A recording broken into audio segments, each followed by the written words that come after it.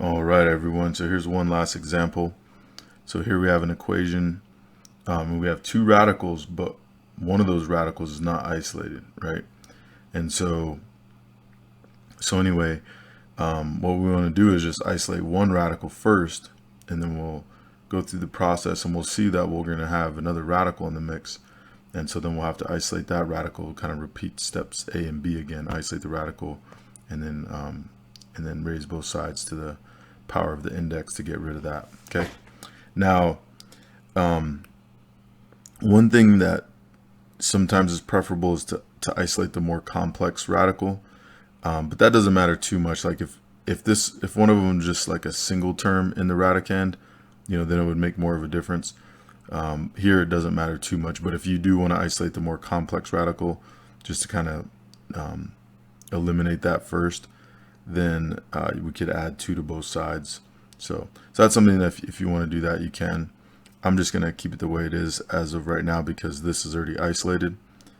So I'm going to save myself that extra step.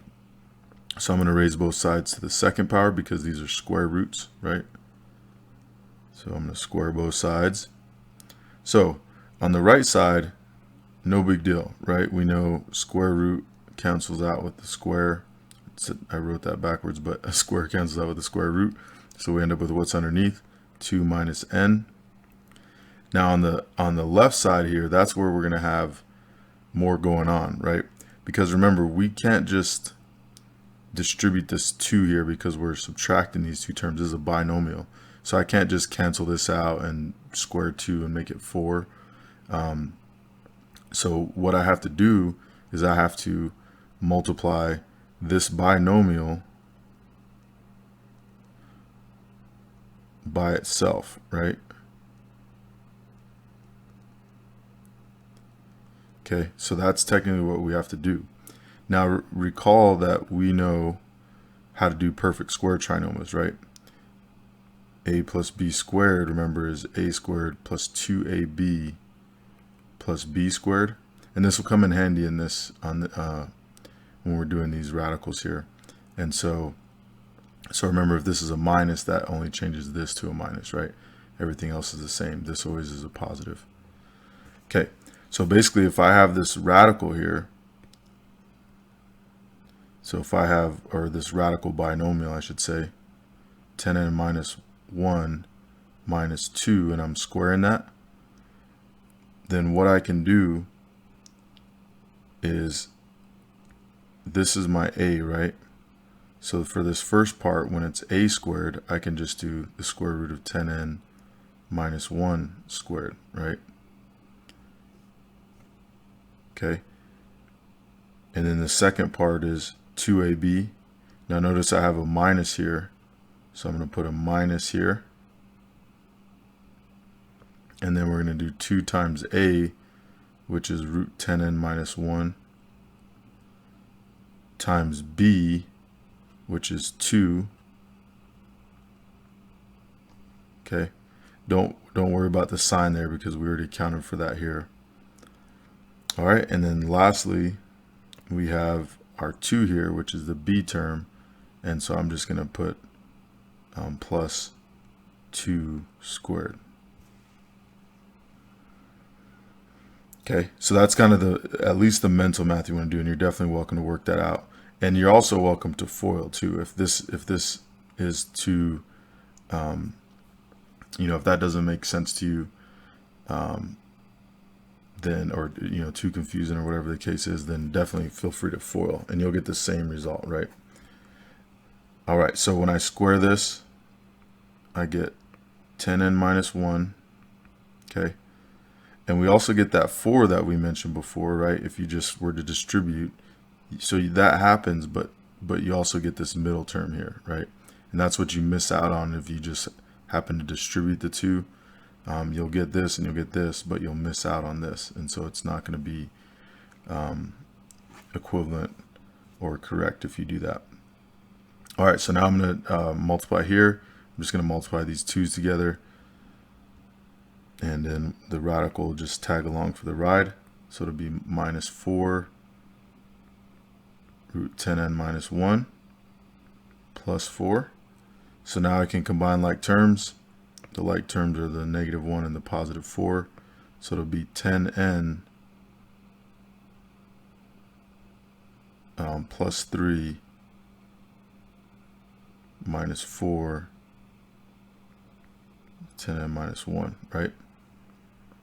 Okay. All right, so now I can put that in right here.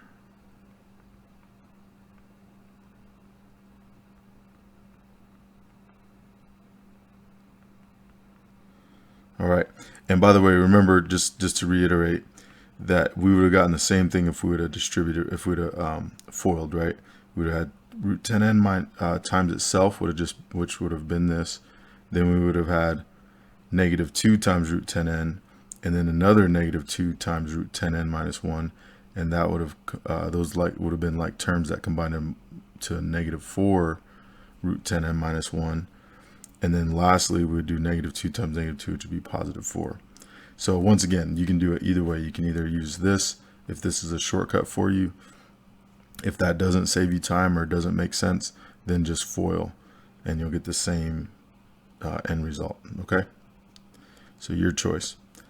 All right, now that we're here, remember, now we want to repeat the first two steps. So now I want to get this radical all by itself. So what I'm going to do is I'm going to subtract 10n from both sides.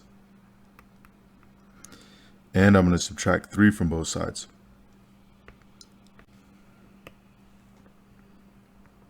So the 10n's go away, the 3's go away. So we end up with -4 times root 10n minus 1 equals -1 minus 11n.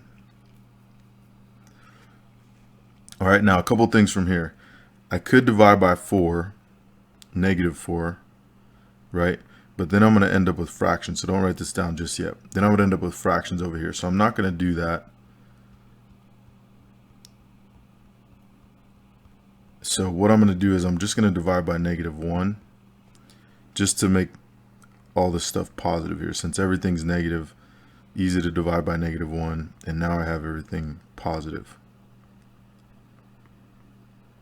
And I'm going to switch to make this 11n plus 1, just to make it in standard form. All right, so now I have this variable, not all the way isolated. I do have a 4 out front here, but I'm just going to keep it there so I don't have to mess with fractions, okay? So what I'm going to do is I'm going to square both sides.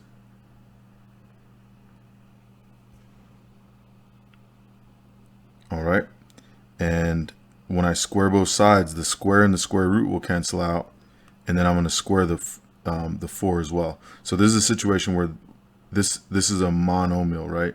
Like I'm not adding or subtracting the 4 in the radical, so I can actually distribute the exponent in this case. So it's going to be positive 16, and then when I square the square root, I'll just get 10n minus 1, right? Now on this side, I have another binomial squared, so you can use this shortcut again, or you can FOIL, okay? If you FOIL, you're going to do 11n plus 1 multiplied by itself.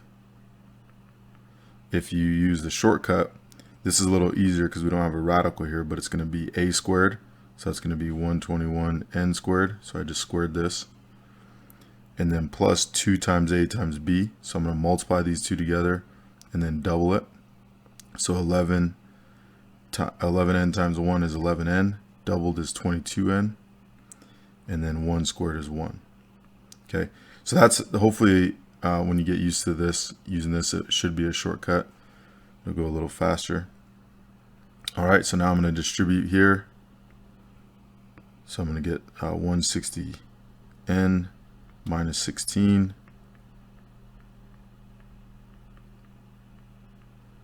Bring everything else down. So now I'm going to add 16 to both sides. All right, and while I'm at it, since this is a quadratic, what I'm doing, and I should have mentioned this before I added the 16, but what I'm doing is I want to get one side equal to 0, right? And then we can either use a quadratic formula, or we can try to factor, or completing the square, whatever we want to do. So now I'm going to subtract 160n from both sides.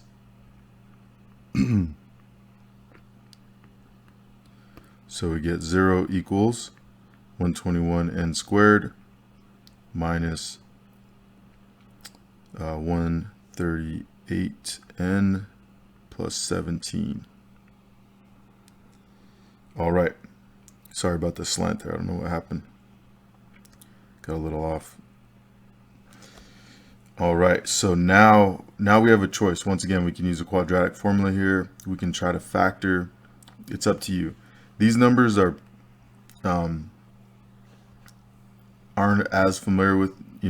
I'm not as familiar with those as factors. In other words, like if I multiplied those together to try to factor this 17 times 121, that number I'm not super familiar with. To find numbers we could two numbers that have a product of that number with a sum of 138.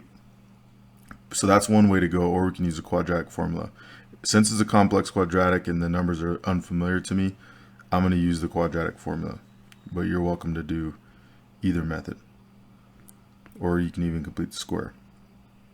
So now I'm going to, so my quadratic formula is negative b plus or minus the square root of b squared minus 4 times a times c all over 2a, right?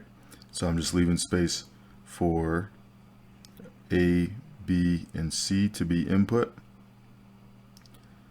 So b goes here, right? And here. A goes here and here. And c goes in right here. All right, so now I'm going to evaluate this. All right, so this came out to 10,816. And then when we take the square root of that, it actually is a perfect square. It comes out to 104. So this could have been factored, turns out. But now we're on our way with the quadratic formula, so I'm just going to continue with that. So on the bottom, 2 times 121 is 242. Then I also turn this double negative into a positive here. All right. Still kind of going sideways here. All right. So now I'm going to get two solutions, right? So I'm going to get 138 plus 104 over 242. And then we'll get 138 minus 104 over 242. And so 138 plus 104, 242 over 242. So that gives us a 1. So that's one possible solution, right? I'm not going to box it up first because remember, we need to check for extraneous solutions. So 138 minus 104 is going to be 34 over 242. And that reduces to 17 over 121. It's as simple as we can get it. All right, so now we need to check to see if one or both of these work. So remember, where we want to plug it in is back into the original before we square it, right? So I'm going to plug it into this this part right here. Okay, so let me copy this down. So we have root 10n minus 1 minus 2 equals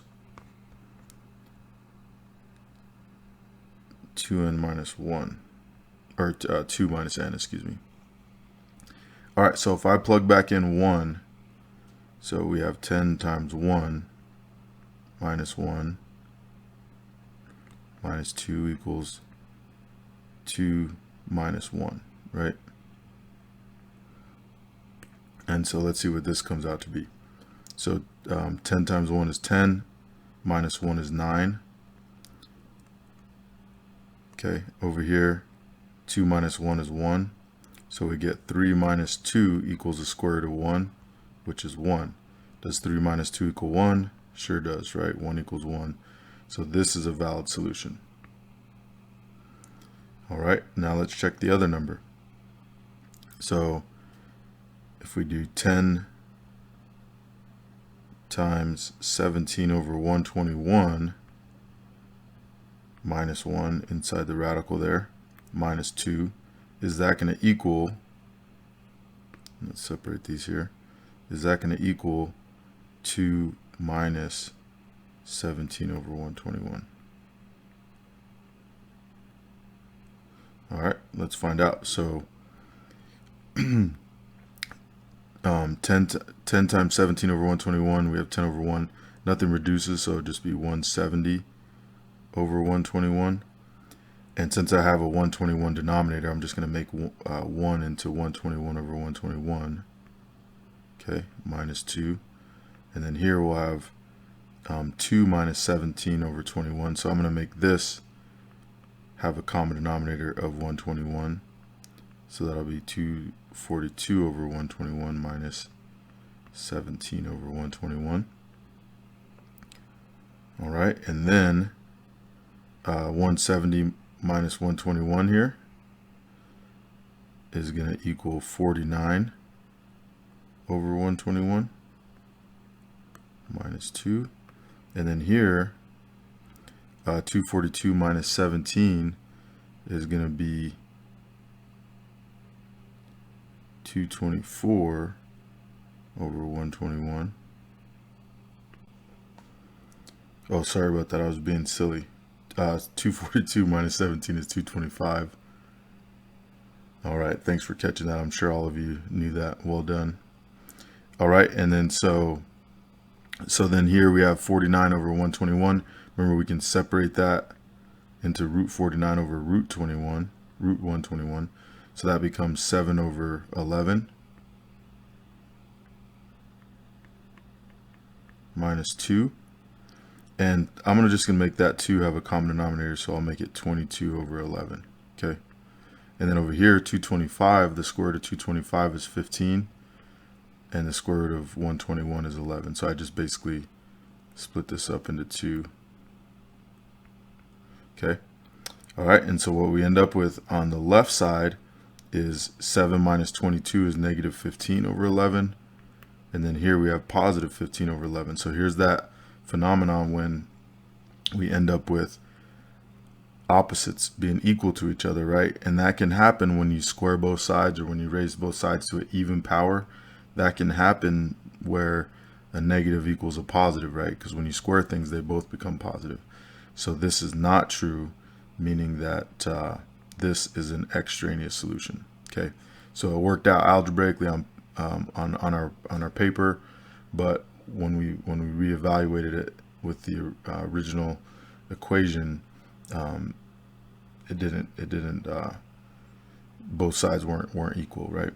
And so that's what an extraneous solution looks like. Okay, so sometimes you can have a situation like this where both answers work. Sometimes only one answer works, like in this case, and sometimes no answers work. And in those cases, you put no solution, like we saw on number 2, I believe.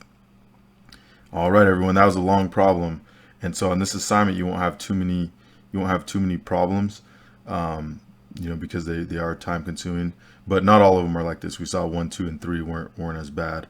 But so anyway, but I won't give you too many like this. So, but just take your time, do it one step at a time. It's not anything that is beyond your skill level. You guys got this. But just remember, just take it one step at a time, because they can go on for a while. But the more you practice, the more efficient you'll be. All right, so let me know if you have any questions. You can write them down, bring them to class, email me, and I'll see you when I see you.